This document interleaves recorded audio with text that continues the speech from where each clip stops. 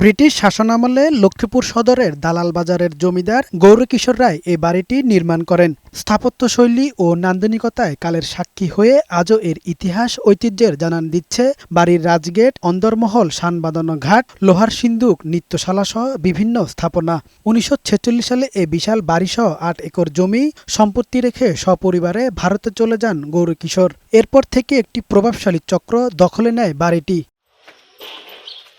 ৬৯ বছর পর ২০১৫ সালে অবৈধ দখলদারদের হাত থেকে বাড়িটি উদ্ধার করে প্রশাসন।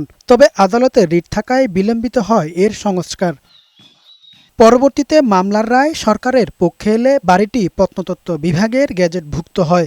সম্প্রতি প্রাচীন এই নিদর্শনটি সংরক্ষণ ও সংস্কারে হাত দিয়েছে প্রত্নতত্ত্ব বিভাগ।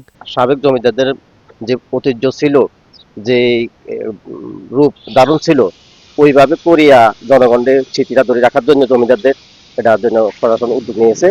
আগে 200, 250, 300 বছর আগে যেরকম ছিল জমিদার বাড়িটা, আমরা ওরকম ভাবে গোছানোর চেষ্টা করতেছি।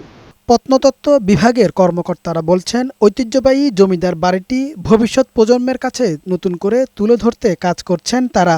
সামনের ভবনটা আছে, সামনের ভবনের কিছু অংশ এবং ভেতরের দিকে যেগুলো একেবারেই ঝুঁকিপূর্ণ, সবচেয়ে বেশি ঝুঁকিপূর্ণ সেই জায়গাগুলোতে আমরা আগে কাজ করব।